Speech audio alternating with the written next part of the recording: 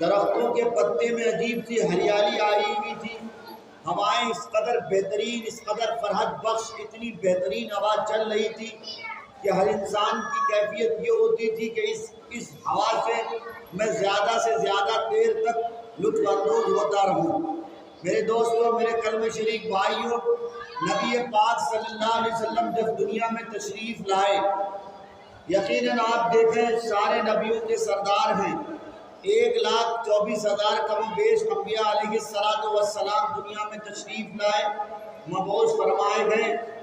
سارے نبیوں کا مشن ایک، سارے نبیوں کی دعوت ایک، سارے نبیوں کا مشن ایک، سارے نبیوں کی دعوت ایک۔ اللہ نے اتنے نبیوں کو دنیا میں کیوں بھیجا؟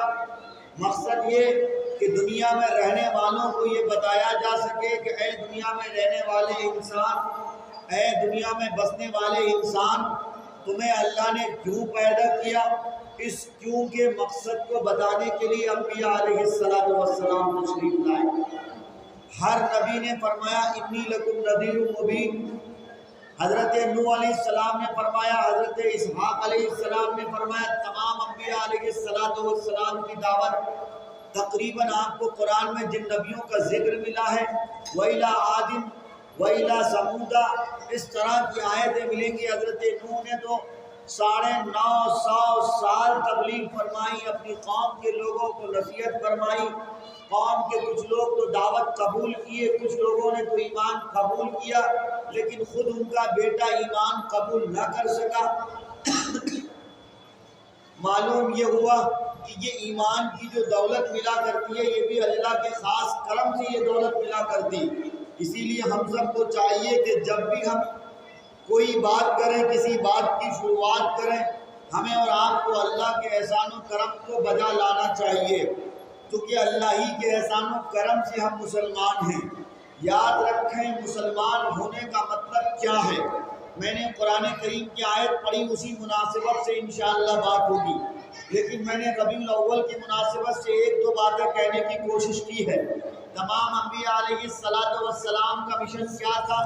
ایک اللہ کی طرف لوگوں کو بلانا، لوگوں کو یہ بتانا کہ اے لوگوں تم کیوں بھیجے گئے، تمہارا پرماتما، تمہارا گاڈ، تمہارا لارڈ، تمہارا ایشور، تمہارا مالک حقیقی کون ہے، اس بات کے تعارف کرانے کے لیے، اس بات کو سمجھانے کے لیے۔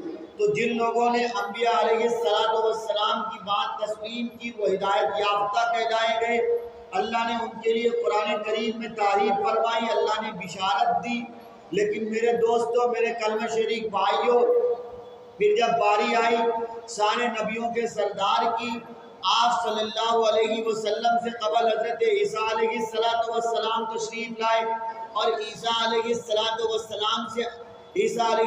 السلام کے آسمان دنیا پر رحلت فرما جانے کے بعد اب یہ جو دوری ہوئی، یہ جو کشاکش کا ماحول ہوا، لوگوں میں اس قدر بدتمیزی آئی، بت پرستی اس قدر عام ہو گئی کہ مکے والوں نے تو نماز پڑھتے پڑھتے، عبادت کرتے کرتے بتوں کو اپنے آستین میں چھپانے لگے تھے۔ اس لیے نبی پاک صلی اللہ علیہ وسلم نے ابتدائی زمانے میں آپ نے رفع یدین کیا تھا، یعنی جو غیر مقلد ہمارے بھائی کرتے ہیں، ہاتھوں کو بار بار اٹھاتے ہیں، جب وہ رکوع سے جاتے ہیں تب بھی ہاتھ اٹھاتے ہیں کان کی لو تک، پھر سجدے میں جانے والے ہوتے ہیں جب بھی کان کی لو تک ہاتھ اٹھاتے ہیں۔ یہ رفع یدین آپ نے صحابہ کو شروع میں اس لیے کرایا تھا کیونکہ بت پرستی کا عالم یہ تھا کہ لوگ اپنے آستینوں میں بھی بتوں کو چھپا کے رکھتے تھے تاکہ لوگوں کی عادت ختم ہو جائے، لوگ بت پرستی سے پوری طرح سے طائب ہو جائے، پوری طرح سے توبہ کر لے۔ لیکن میرے دوستوں، میرے کلمہ شریک بھائیوں، نبی پاک صلی اللہ علیہ وسلم کی جب بعثت ہوتی ہے، آپ جب دنیا میں تشریف لاتے ہیں، ایک خوشی کا ماحول ہے، ایک طرف لات و عزیٰ پوری طرح منہ کے بل گر پڑے تھے۔ نبی پاک صلی اللہ علیہ وسلم کے تشریف لانے کے بعد ایک سماج میں، ایک سوسائٹی میں خوشی کی لہر بھی دوڑ گئی تھی۔ چونکہ انہیں معلوم تھا کہ آخری انتم ایشور اللہ تبارک و تعالیٰ انتم رشی کو، انتم میسنجر کو، آخری نبی کو بھیجے گا، اور جب وہ دنیا میں تشریف لائیں گے ان کے تشریف لانے کے بعد پھر دنیا میں برائیوں کا خاتمہ ہو جائے گا، پھر کوئی اپنی بیٹی کو زندہ درگور نہیں کرے گا، پھر کوئی بیٹی کے پیدا ہونے کو منحوس نہیں سمجھے گا، پھر دنیا میں طرح طرح کے گندے عقائد کو لوگ نہیں جوڑے گا۔ آخر کار یہی ہوا کہ نبی پاک صلی اللہ علیہ وسلم کی جب بعثت ہوئی، وہ بچیوں کو جو لوگ کل تک گاڑتے تھے، کل تک زیر زمین کیا کرتے تھے، جب نبی پاک صلی اللہ علیہ وسلم کی بعثت ہوئی، آپ صلی اللہ علیہ وسلم کی ولادت باسعادت ہوئی، بچیوں کی زندگی بحال ہو گئی۔ اب کسی کے گھر جب کوئی بچی پیدا ہوتی تو خوشیاں منائی جاتی، حالانکہ کچھ لوگ آپ کے جانی دشمن بھی ہو گئے، آپ کے ایمان قبول کرنے والوں کی تعداد بھی بڑھتی گئی۔ عورتوں میں حضرت سمیہ رضی اللہ تعالی عنہ جب ایمان قبول کرنے کا اعلان کرنے لگی تو ابو جہل نے اس قدر سزا دینے کی بات کہی۔ ابو جہل نے کہا سمیہ تم اگر اللہ کا کلمہ پڑھو گی، تم اگر محمد رسول اللہ کی بات میں آ جاؤ گی اور ان کے کلمے کو تلقین، ان کے کلمے کو تسلیم کر لو گی تو میں تمہارا حال بہت برا کروں گا، یہاں تک کہ برچا مار کر تمہارے شرمگاہ کے 2 ٹکڑے کر دوں گا۔ حضرت سمیہ رضی اللہ تعالی عنہ جو اسلام کی مقدس مائیں ہیں، جو اسلام کی مقدس بیٹی ہیں، حضرت سمیہ رضی اللہ تعالی عنہ نے فرمایا اے وقت کے ابو جہل، اے وقت کے فرعون، سنو، میں نے اپنے دل میں اللہ کو جگہ دی ہے، میں نے اپنے دل میں رسول اللہ کو جگہ دی ہے، اب یہ میرا دل بت قدا نہیں ہو سکتا، اب یہ میرا دل صنم قدا نہیں ہو سکتا، اب یہ میرا دل بت پرستی کی طرف مائل نہیں ہو سکتا، اب یہ میرا دل چونکہ پاک صاف ستھرا ہو چکا ہے، پاک پوتر ہو چکا ہے، اس دل میں اب زنگ نہیں لگ سکتا، اس دل میں گناہ کی نحوست نہیں آ سکتی، اس دل میں صرف ایک ہی آواز آئے گی، وہ آواز ہوگی اللہ کی، وہ آواز ہوگی رسول اللہ کی، مروں گی اللہ پر، جیوں گی اللہ پر، مروں گی رسول اللہ کی تعلیمات پر، جیوں گی تو رسول اللہ کی تعلیمات پر۔ ابو جہل نے کہا سوچ لو، اگر تم ایسا کرو گی تو میں تمہارے شرمگاہ کے 2 ٹکڑے کر دوں گا۔ حضرت سمیہ نے کہا چاہے تم میرے 2 ٹکڑے کرو، چاہے جسم کے ریزے ریزے کر دو، میں ہاتھ کی صدائیں لگاتی رہوں گی۔ اب دنیا کے لوگوں کو دیکھیے تو صحیح، 2 کوڑی کی خاطر، حالانکہ ابو جہل نے بعد میں کہا سمیہ سوچ تو لو، دل سے فیصلہ کر تو لو، اگر تم محمد رسول اللہ کو جھوٹے نبی کہو گی تو میں تمہیں اتنے دینار اور دراہم دوں گا، میں تمہیں اتنے انعامات دوں گا، لیکن اس کے باوجود وہ دل بھی ایک دل تھا۔ ایمان کی کیفیت کیسی تھی، ایمان کی حرارت کیسی تھی، حضرت سمیہ ایمان کی لذت کو کس طرح محسوس کر پاتی تھی۔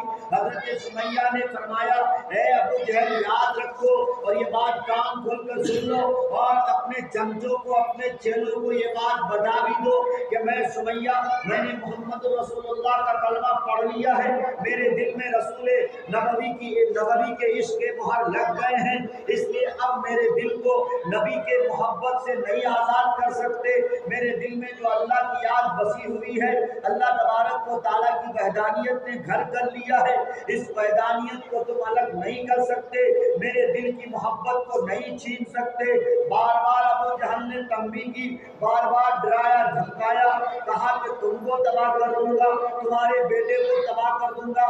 حضرت عمار رضی اللہ عنہ انہی کے بیٹے تھے، حضرت یاسر ان کے شوہر تھے، لیکن میں آپ کو بتاتا چلوں اے میرے کلمہ شریف بھائیوں، ہمیں کیا ہو گیا، 500,000 روپے کے خاطر، 2 کوڑی کے فائدے کے خاطر ہم اپنے ایمان کا سودا کرتے، مسجد میں بیٹھے ہیں، اللہ کے گھر میں بیٹھے ہیں، دل میں ہاتھ رکھ کے سوچئے تو صحیح، ہم چمچا گیری کیوں کرتے ہیں، ہم دوسروں کے حق میں جھوٹی گواہی کیوں دیتے ہیں، کیا دنیا کی لالچ نے ہمیں اس قدر گھیر لیا؟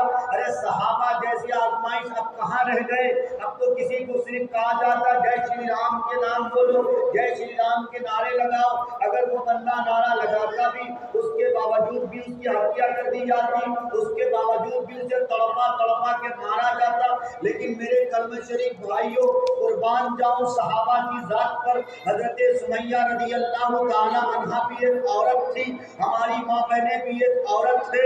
लेकिन बताओ तो सही, हमारी माँ बहनों को देखो किस तरह बाजार में जाकर बरसरेआम अपनी इज्जत को नीलाम करती हैं, बरसरेआम अपनी इज्जत को दांव पे लगाती हैं, लड़कों से बात करती हैं, अपने मोबाइल फोन के गलत इस्तेमाल करती हैं। अभी शादी नहीं हुई, अभी अक़्द नहीं हुआ, अभी निकाह नहीं हुआ, लेकिन उसके बावजूद उससे पहले अपने होने वाले रिश्ते से बात करना शुरू कर देती हैं और ऐसी ऐसी बातें करती हैं कि नौज़ुबिल्लाह बात दफा ईमान जाने का खतरा भी लायक होता है। मेरे दोस्तों, मेरे कलमे शरीफ भाइयों, वो भी एक हमारी माँ है, वो भी एक हमारी बहन है, वो भी इस्लाम की मुक़द्दस शहज़ादी हज़रत सुमैया है, जिनको दौलत के अंबार की लालच मिल रही, जान की धमकी मिल रही। उन्हें मालूम था कि अगर मैं कलमा पढ़ लूंगी, उन्हें मालूम था कि अगर मैं मोहम्मद रसूलुल्लाह सल्लल्लाहु अलैहि वसल्लम की तालीमात को अपनाऊंगी, मैं मारी जाऊंगी, मैं काटी जाऊंगी। लेकिन उसके बावजूद जरा भी तरद्दुद न किया,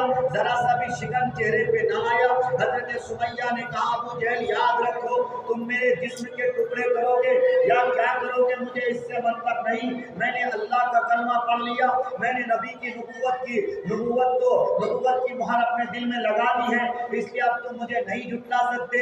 बिलाखिर जब हजरत सुमैया बिल्कुल अड़ गई, जिद पे अड़ गई, आहत की सदाएं रट लगाने लगी, बिलाखिर क्या हुआ, वक्त के कमबख्त अबू जहल ने ऐसी बुरी तरह से बर्छे का इस्तेमाल किया कि हजरत सुमैया रज़ी अल्लाह ताला अन्हा के शर्मगाह के दो टुकड़े। हमारा और आपका क्या हाल है?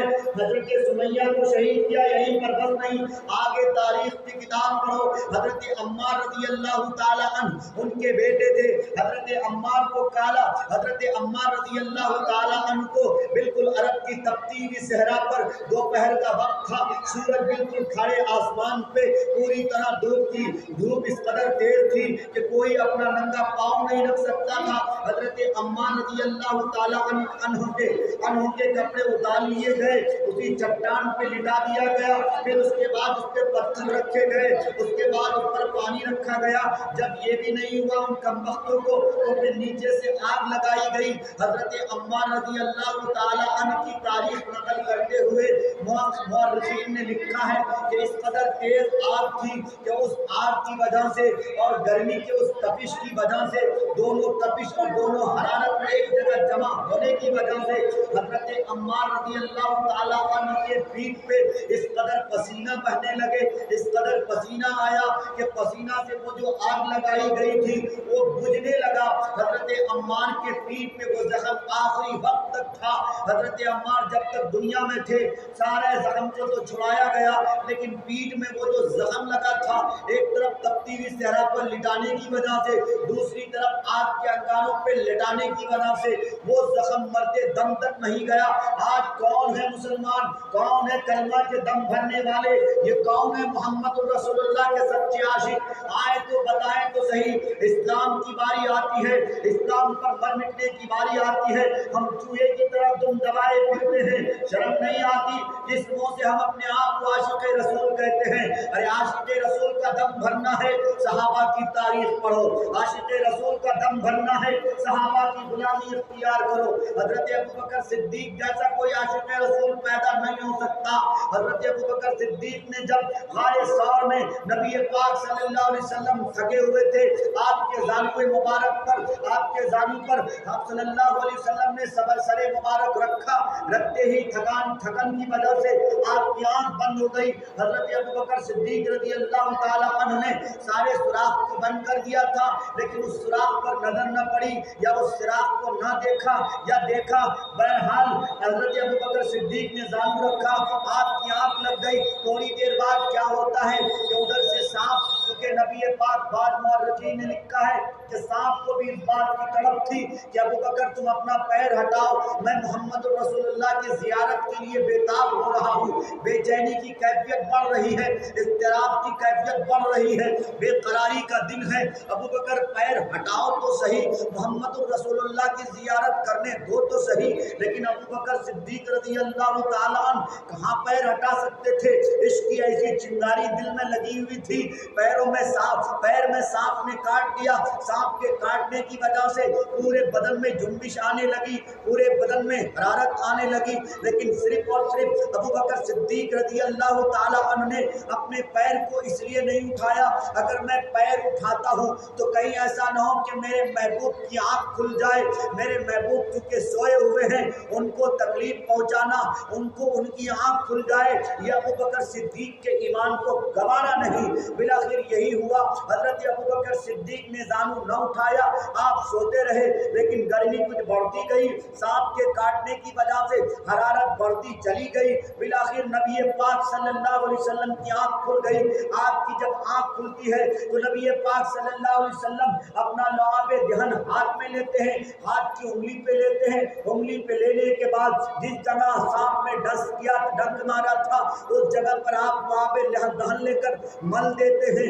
ابو بکر صدیق رضی اللہ تعالیٰ عنہ جب پیر ہٹاتے ہیں، آپ صلی اللہ علیہ وسلم، مورخین نے لکھا، بعضوں نے لکھا کہ سانپ کی طرف سے آواز آئی، میرے محبوب صلی اللہ علیہ وسلم مجھے گوارا نہیں، میں اس بات کو قطعی نہیں چاہتا تھا کہ ابو بکر کو میں تکلیف پہنچاؤں، لیکن ہاں میرے دل میں عشق رسول کی چنگاری لگی تھی، میں محمد رسول اللہ کی زیارت کے لیے تڑپ رہا تھا، بے چینی کی کیفیت تھی، میں نے ابو بکر کو اس لیے ڈسا ہے، میں نے ابو بکر کو اس لیے ڈنک مارا تھا کہ ابو بکر پیر ہٹاؤ تو صحیح، محبوب کے چہرے کی زیارت کر تو لوں، لیکن ایسا ہی ہوا، آپ کی آنکھ کھل گئی۔ بہرحال حضرت ابو بکر صدیق نے کہا آپ کو کہنا چاہیے تھا، لیکن ابو بکر صدیق نے جواب دیا، اے میرے محبوب، سو جان آپ پر قربان ہوں، دراصل میں یہ نہیں چاہتا تھا کہ ابو بکر کو سانپ نے ڈس لیا اور سانپ کے ڈسنے کی وجہ سے آپ کو حرکت دوں، آپ کو میں ہلاؤں، آپ کو میں جگنے کے لیے کہوں،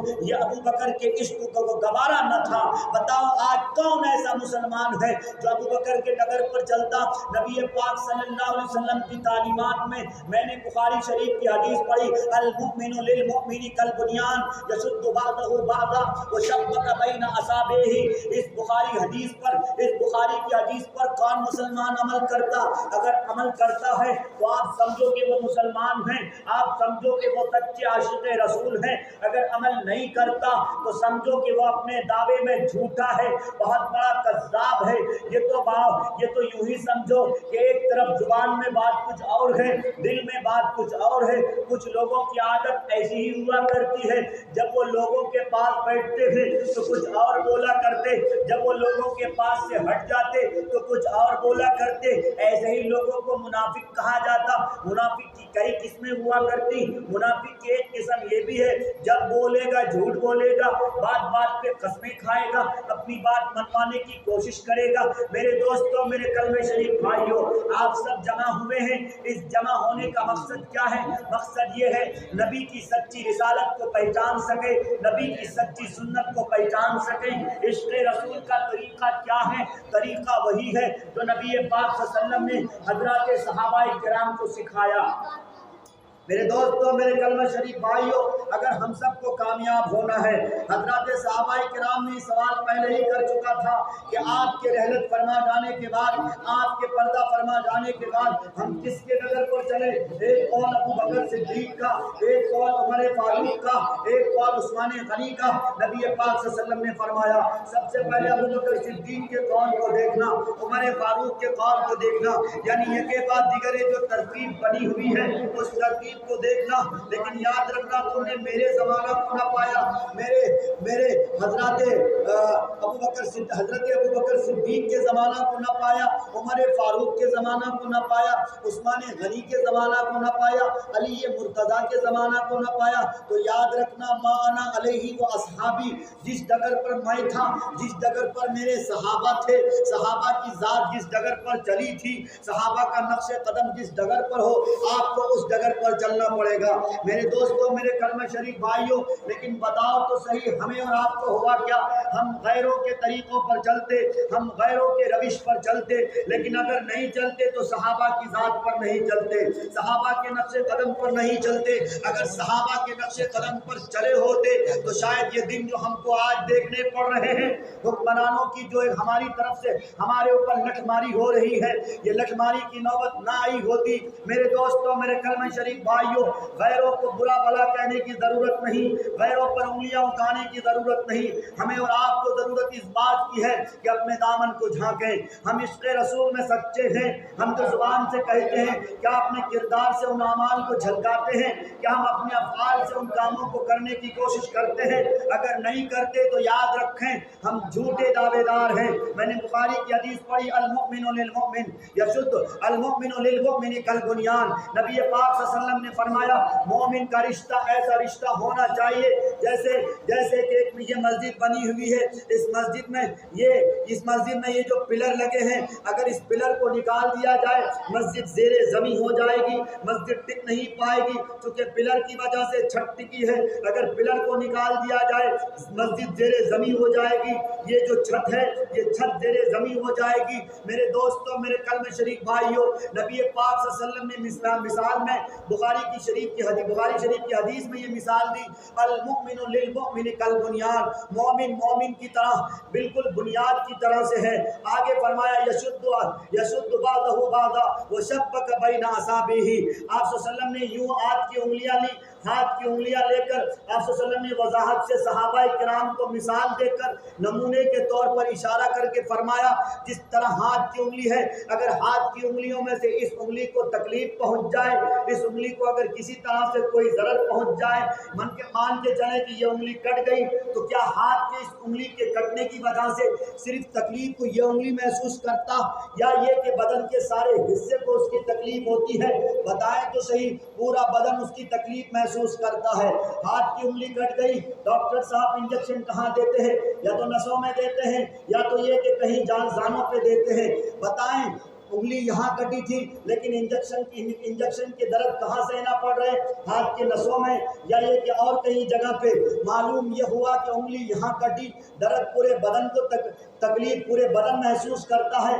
ऐसे ही मोमिन की मिसाल नबी पाक सल्लल्लाहु अलैहि वसल्लम ने दी। अगर किसी एक मुस्लिम को तकलीफ पहुँच जाए, अगर किसी एक मोमिन को तकलीफ पहुँच जाए, तकलीफ पहुँचने का कतई ये मतलब नहीं, असम के मुसलमान अगर तकलीफ में हैं, असम के मुसलमानों पर अगर जुल्म ज्यादती के पहाड़ तोड़े जा रहे, तो हम मुसलमानों की क्या जिम्मेदारी? अगर मदद को नहीं जा सकते तो हम कम से कम क्या कर सकते हैं? दुआएं तो कर सकते हैं, एहतजाज दर्द तो कर सकते हैं, हम उनके लिए अल्लाह से गिरफ्तारी कर तो सकते हैं, लेकिन हमने ये भी नहीं किया। आखिरी दर्जा जो दुआ का था, उस दर्जे को भी हमने छोड़ दिया। मेरे दोस्तों, मेरे कलमा शरीफ भाइयों, एक मुसलमान के लिए हमारे दिल में अगर कुरान नहीं है, एक मुसलमान के लिए हमारे दिल में अगर तकलीफ नहीं है, उनकी तकलीफ को हमने तकलीफ अगर नहीं समझा, एक मुसलमान पर तकलीफ समझना तो दूर की बात, अब हमारी हालत बहुत बद से बदतर होती चली जा रही। इलेक्शन का मौका आया है, हम सब देखते हैं, आप सब देखते हैं, इस इलेक्शन के मौके पे सबसे ज्यादा हमारे अखलाक का जनाजा निकलता है। सबसे ज्यादा अगर भाईचारगी का गला घोंटा जाता तो इस पंचायत इलेक्शन में गला घोंटा जाता है। भाई भाई का दुश्मन हो जाता, बेटा बाप का दुश्मन हो जाता, बाप किसी और का प्रचार कर रहा, बेटा किसी और का प्रचार कर रहा। जिसने आपको ये तालीम दी, ये तालीमात नबवी है क्या? क्या मुसलमानों की तालीमात यही है? क्या इस्लाम ने आपको यही सिखाया? ये तो गैरों का तरीका था कि सियासत किस तरह करनी है, सिर्फ आपस में भेदभाव करवाओ, आपस में एक दूसरों को लड़वाओ। ये लड़वाने वाली सियासत आपको किसने सिखाई? अंग्रेजों ने सिखवाई। ये लड़ाने वाली सियासत आपको किसने सिखाई? मेरे दोस्तों, मेरे कलमा शरीफ भाइयों, बाज़ लोग कहेंगे कि मस्जिद में सियासत की बात कहाँ से आ गई? अरे मस्जिद नबवी के चबूतरे में नबी पाक सल्लल्लाहु अलैहि वसल्लम ने हजरत सहाबाए किराम को हर तरह की तालीम दी। हजरत अबू बकर ने भी तालीम दी, हजरत حضرت عمر فاروق نے بھی تعلیم دی، اور آپ علی مرتضیٰ کا نام لیتے، علی کے نام کے دم بھرتے ہیں۔ حضرات حسنین کریمین رضی اللہ عنہما کے نام پر آپ جلوس کرتے ہیں، آپ طرح طرح کی مجلس سجاتے ہیں، ہم سب بھی سجاتے ہیں، اور محبت کیوں نہ ہو، چونکہ آپ صلی اللہ علیہ وسلم کے نواسے ہیں، دین کا بہت بڑا ستون ہے۔ حضرت حسین نے اسی بات کی تعلیم تو دی کہ گندی سیاست کا بائیکاٹ کیا جائے، جو لوگ دھرم کے نام پر سیاست کرتے ایسے لوگوں کو سماج سے بائیکاٹ کیا جائے، جو لوگ آپس میں لڑوانے کا کام کرے ایسے لوگوں کو ووٹ کرنا حرام ہے، حرام۔ جو لوگ پیسہ دے کر ایک دوسروں کے ووٹ کو خرید لے، ایسا پیسہ لینا رشوت کھانا ہے۔ میں نے آپ کی مسجد میں بتایا تھا کہ رشوت کھانے کے بعد یہ ووٹ کے پیسہ لینے کے بارے میں فتاوی دارالعلوم دیوبند میں ابھی حال ہی میں ایک فتویٰ اور اپڈیٹ ہوا ہے، آپ بھی چاہیں تو گوگل سے دیکھ سکتے ہیں، اور فتاوی رضویہ نے بھی ایک فتویٰ اور دیا ہے کہ جو کوئی بھی شخص الیکشن کے موقع پہ اس خاطر کہ میں آپ کو یہ پیسہ دے رہا ہوں، میں آپ کو یہ رقم دے رہا ہوں، آپ اس کے بدلے مجھے ووٹ کریں گے، ایسا پیسہ لینا بھی حرام، ایسا پیسہ دینا بھی حرام۔ اب کوئی شخص اگر پیسہ لیتا ہے، فتاوی دارالعلوم دیوبند میں یہاں تک کہ لکھا ہے کہ رشوت کا پیسہ لینا اتنا بڑا گناہ جتنا کہ اپنی ماں سے 36 بار زنا کرنے کے برابر گناہ ہے۔ تو میرے دوستوں، میرے کلمہ شریف بھائیوں، کیا آپ کی غیرت اس بات کو اجازت دے گی؟ بتائیں، اس بات کی اجازت دے گی؟ اگر نہیں دے گی تو پھر وعدہ کرو، یہ عزم کرو، آج اللہ کے گھر میں آپ سب بیٹھے ہو، ہم سب جمع ہوئے ہیں، سیرت النبی کا یہ چھوٹا سا پروگرام ہے، ہمارے عارف بھائی سیرت النبی کی جھلکیاں بتائیں گے، لیکن میں نے آپ کو صرف ایک بات بتائی ہے، ہماری ذمہ داری صرف اسی بات پر نہیں جا کے رک جاتی کہ ہم مولوی ہو گئے، ہم نے دینی تعلیم حاصل کر لی، آپ نے تبلیغی جماعت میں وقت لگا لیا، ذمہ داری اس سے آگے کو ہوتی ہے، ہم خود اپنے آپ کو جہنم کی آگ سے محفوظ کر لیں، یہیں پر ذمہ داری ختم نہیں ہو جاتی، بلکہ ذمہ داری آگے کی بھی ہوتی ہے، خود بھی بچیں، دوسروں کو بچنے کی تلقین کریں۔ میں نے تلاوت کی جس آیت کی، اس آیت کا ترجمہ یہی ہوتا، تأمرون بالمعروف وتنہون عن المنکر وتؤمنون باللہ، اچھے کام کریں، دوسروں کو اچھے کام کرنے کی دعوت دیں، رشوت کھانے سے خود بھی رکیں، دوسروں کو بھی دعوت دیں کہ اے میرے بھائیوں، آپ کے پاس بہت بڑی دولت ہے، بہت بڑا سرمایہ ہے، آپ نے اس دولت کو اگر بچا لیا، آخر میں قیامت کی جب نشانیاں بتائی گئی ہیں، قیامت کی نشانیوں میں سے آپ سب نے شاید سنا ہوگا کہ دجال کے آنے سے پہلے امام مہدی علیہ السلام آئیں گے۔ دجال چاہے گا عراق سے، خراسان سے اور اسی طرح دنیا کے اور کونوں سے مدینہ میں داخل ہونا چاہے گا، لیکن مدینے میں فرشتوں کا پہرا ہوگا، مدینہ نہیں جا سکتا دجال۔ اس کے بعد کوشش کرے گا کہ مدینے سے ہجرت کرتے ہوئے مکہ جاؤں، لیکن مکے پر بھی فرشتوں کا پہرا ہوگا، وہاں بھی یہ شخص نہیں جا پائے گا۔ اسی بیچ پھر اس کے بعد دجال کیا کرے گا؟ دجال ٹولیاں بنائے گا، اس قدر بھیانک چہرہ ہوگا، اس قدر بھیانک چہرہ ہوگا، اس قدر اس کی باتوں میں تاثیر ہوگی، اور اس قدر اللہ تعالیٰ اس کو طاقت دیں گے کہ بہت سارے لوگ اس کے ڈراؤ میں، اس کے بہکاوے میں آ جائیں گے، اپنے ایمان کا سودا کر بیٹھیں گے، چونکہ یہودیوں کی پوری طاقت ملے گی، اس کو پوری پشت پناہی ملے گی۔ آخر میں ہوگا یہی کہ دجال پھر جب وہاں سے مکہ المکرمہ چونکہ پہنچ نہیں پائیں گے، وہاں سے روانہ ہوں گے عراق کے لیے، اسی بیچ حضرت عیسیٰ علیہ السلام جامع مسجد کے مینار پر دو فرشتوں کے کنوں پر ہاتھ رکھ کر آسمان دنیا سے نازل ہوں گے۔ اس کے بعد امام مہدی علیہ السلام کو جب اس بات کی خبر ہوگی، امام مہدی علیہ السلام نے یہودیوں سے جنگ کی جو تیاری کر رکھی تھی، وہ سارا ساز و سامان حضرت عیسیٰ علیہ السلام کو دینے لگیں گے۔ حضرت عیسیٰ علیہ السلام بزبان حال و قال کہیں گے، امام مہدی علیہ السلام جو ذمہ داری آپ کے سپرد ہے، آپ نے لاؤ لشکر کی تیاری کر رکھی ہے، یہ سارا ساز و سامان آپ اپنے پاس رکھیں، میں تو صرف دجال کو قتل کرنے کے لیے آیا ہوں۔ حضرت امام مہدی علیہ السلام کی اس بات کو، حضرت امام مہدی علیہ السلام اس بات کو سنیں گے۔ اس کے بعد تھوڑی دیر کے بعد حضرت عیسیٰ علیہ السلام وہاں سے چلے جائیں گے، پھر دجال سے مقابلہ کرنے کے لیے جائیں گے۔ اس وقت حضرت عیسیٰ علیہ السلام کو اللہ اتنا پاور دے گا، اللہ اتنی طاقت دے گا کہ حضرت عیسیٰ علیہ السلام کی نظر جہاں تک پڑے گی، وہاں تک سانسوں میں اتنی گرماہٹ ہوگی، جو کہ جہاں جہاں تک نظر پڑے گی وہاں تک سانسوں کی آواز جائے گی، وہاں تک سانسوں کی گرماہٹ جائے گی، اور جہاں تک سانسوں کی گرماہٹ جائے گی وہاں تک لوگ ہلاک ہوتے چلے جائیں گے، مرتے چلے جائیں گے، بچے گا دجال۔ پھر حضرت عیسیٰ علیہ السلام دجال کو بھی قتل کر دیں گے۔ اس کے بعد امام مہدی علیہ السلام ادھر یہودیوں سے پوری طرح سے جنگ کی تیاری میں ہے۔ پھر حضرت عیسیٰ علیہ السلام دجال کو قتل کرنے کے بعد آئیں گے صفا پہاڑ پر۔ صفا پہاڑ پہ آنے کے بعد حضرت عیسیٰ علیہ السلام کی نظر پڑے گی، کن پہ نظر پڑے گی؟ کن پہ نظر پڑے گی؟ یاجوج ماجوج پہ نظر پڑے گی۔ قرآن کریم نے اس کا نقشہ کھینچا، قالوا یا ذا القرنین ان یاجوج و ماجوج مفسدون فی الارض۔ اللہ تبارک و تعالیٰ نے قرآن کریم میں فرمایا جب دجال ایسی جگہ سے نمودار ہوگا، صفا پہاڑ پر حضرت عیسیٰ علیہ السلام ہوں گے، حضرت عیسیٰ کی نظر پڑے گی، حضرت عیسیٰ علیہ السلام دجال کو بھی نیست و نابود کر دیں گے۔ اس کے بعد امام مہدی کی اسی بیچ امام مہدی علیہ السلام اس دار فانی سے رحلت فرما جائیں گے۔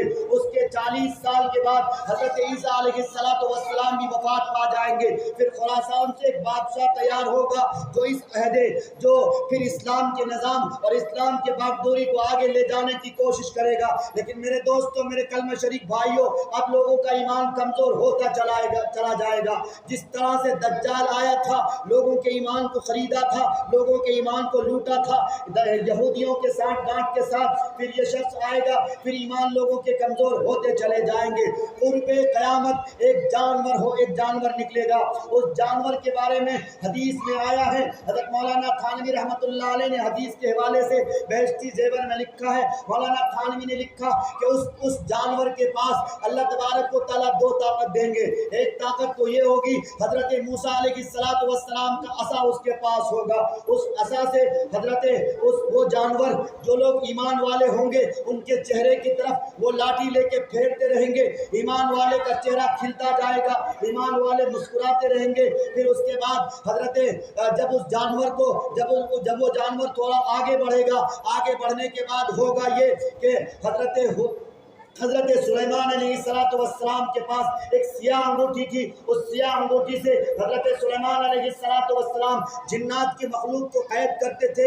وہ سیاہ انگوٹھی پھر وہ لوگ جو بدبخت ہوں گے، وہ لوگ جو ایمان فروخت ہوں گے، وہ لوگ جن کے پاس ایمان نہیں ہوگا، مشرکین اور ملحدین کو وہ سیاہ انگوٹھی لے کے یوں دکھاتے رہیں گے، جس کی وجہ سے ان لوگوں کا چہرہ کالا ہو جائے گا۔ پھر وہ لوگ مرتے چلے جائیں گے۔ پھر ایمان والے کے لیے حدیث میں آیا کہ ایمان والے کے لیے ایک فرحت بخش ہوا جنوب سے نکلے گی، جنوب سے آئے گی۔ وہ ہوا اس قدر دلسوز ہوگی، وہ ہوا اس قدر فرحت بخش ہوگی، وہ ہوا، اس ہوا میں اتنی تاثیر ہوگی، اتنی مٹھاس ہوگی، دل کو منہ لینے والی ہوا ہوگی۔ اس ہوا کے چلنے سے پھر ایمان والے دھیرے دھیرے اس دار فانی کو رحلت کر جائیں گے، ہمیشہ کی طرف کوچ کر جائیں گے۔ میرے دوستوں، میرے کلمہ شریف بھائیوں، مجھے بتانا مقصد یہ کہ دجال کا آنا بھی یہ آپ کو ماننا پڑے گا، کیونکہ میرے نبی پاک صلی اللہ علیہ وسلم نے قیامت کی علامتوں میں سے علامت بتائی۔ قرآن کریم کی آیتیں بھی اس بات کی طرف شاہد ہیں۔ پھر ہم اور آپ کیوں نہیں مانتے؟ اگر الیکشن کے موقع پہ وقت کا دجال آتا ہے، ہمارے اور آپ کو ایمان کو خریدتا ہے، ہم ان سے ہوشیار کیوں نہیں ہوتے؟ ہم ان سے متنبع کیوں نہیں ہوتے؟ اگر آپ سرپنچ صاحب تھے، اگر آپ سمیتی صاحب، مکھیا صاحب تھے، آپ نے پہلے لوگوں کی خدمت کیوں نہیں کی؟ لوگ بیمار تھے، ان کی تیمارداری کیوں نہیں کی؟ لوگ بیمار تھے، ہاسپٹل جانے کے لالے پڑے ہوئے تھے، آپ نے ان کی پرسش کیوں نہیں کی؟ گاڑیاں کیوں نہیں بھیجی؟ 2-4 ہزار روپے سے آپ نے مدد کیوں نہیں کی؟ کسی غریب کی بیٹی کی شادی ہو رہی تھی، اس موقع پہ آپ کہاں تھے؟ اس موقع پہ تو آپ نہیں تھے، تمسخرہ بنا رہے تھے، لوگوں کے مذاق اڑا رہے تھے، لوگوں کی غربت سے کھیل رہے تھے۔ پھر آج آپ کون ہیں؟ معلوم ہوا کہ آپ مسلمان نہیں ہیں۔ اگر آپ مسلمان ہوتے تو آپ کی حرکت یہ نہ ہوتی، آپ کی شان یہ نہ ہوتی۔ یہ تو دجالیوں کا طریقہ ہے، یہ تو دجال کے لوگوں کا روش ہے۔ اس روش سے آپ کو باز آنا پڑے گا۔ اس علاقے کے لوگ یہ عہد کر لیں، یہ ٹھان لیں، ہم ان کو ووٹ کریں گے جو پیسہ سے نہیں، اپنے ایمان کی دولت دکھا کر ہم سے ووٹ مانگنے آئے گا، ہم انہیں ووٹ کریں گے۔ ہم سوسائٹی کو ایک اچھا رہبر دیں گے۔ جب اچھا رہبر دیں گے تو سچی بات یہ کہ ہمارا سماج ایک اچھے دشا کی طرف جائے گا، ایک اپنے اچھے منزلت کی طرف گامزن ہوتا چلا جائے گا۔ میرے دوستوں، میرے کلمہ شریف بھائیوں، وقت زیادہ ہوتا چلا چلا جا رہا ہے اور آپ سب کے سامنے مولانا عارف صاحب بھی تشریف لا چکے ہیں، اس لیے میں اپنی بات کو زیادہ طویل نہ کرتے ہوئے صرف آخری بات کہہ رہا ہوں، تأمرون بالمعروف وتنہون عن المنکر، تو انشاءاللہ اچھے کام کریں گے انشاءاللہ، لوگوں کو اچھے کام کرنے کی دعوت دیں گے انشاءاللہ، برے کام سے رکیں گے، لوگوں کو برے کام سے رکنے کی دعوت دیں گے انشاءاللہ۔